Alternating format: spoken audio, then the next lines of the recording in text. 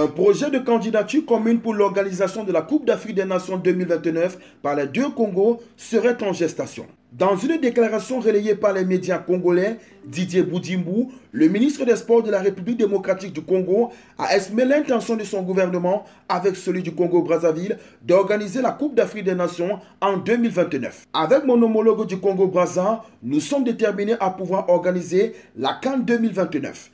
Les deux capitales les plus rapprochées sont Brazzaville et Kinshasa. Alors, nous avons pensé pourquoi pas organiser cette CAN 2029 ensemble. La presse du côté de la RDC informe que Boudimbu a sondé son homologue Hugues Gwelondele dans cette optique et que des discussions ont eu lieu entre les deux hommes politiques. Pour l'instant, elles ne sont qu'aux prémices.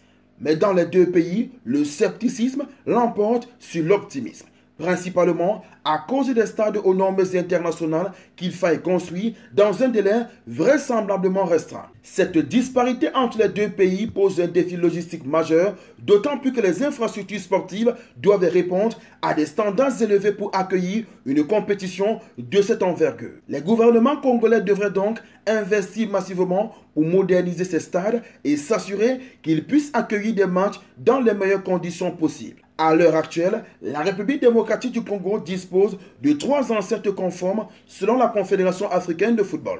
Le stade des Martyrs de Kinshasa qui accueille les matchs de l'équipe nationale, le stade TP Mazembe entre du club phare du pays, le tout-puissant Mazembe, et le stade Frédéric Kibasa Maliba, tous deux basés à Lubumbashi. Le Congo-Brazzaville dispose par contre d'une seule arène homologuée par la CAF, celle du Massamba Débat dans la capitale Brazzaville.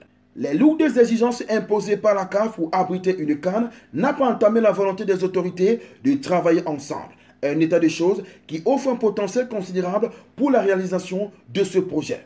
Dans l'attente des développements futurs, cette potentielle candidature pourrait bien marquer un tournant dans l'histoire du football africain si les deux pays parviennent à surmonter les obstacles qui se dressent sur leur route. A noter que les deux Congos n'ont jamais organisé de phase finale de la Coupe d'Afrique des Nations depuis la création du tournoi en 1957. Presque une anomalie, principalement en ce qui concerne les Léopards de la RDC, doublement vainqueurs en 1968 et 1974, ce qui rend cette ambition d'autant plus symbolique. Si la candidature des deux Congos s'officialise, elle sera en compétition avec celle de l'Éthiopie. Le pays d'Afrique de l'Est a exprimé son souhait d'abriter la CAN 2029 lors du 46e congrès de la Confédération africaine de football tenu à Addis Abeba. Le premier ministre éthiopien avait alors profité d'un dîner offert aux délégations africaines ainsi qu'au président de fédération pour dévoiler cette ambition.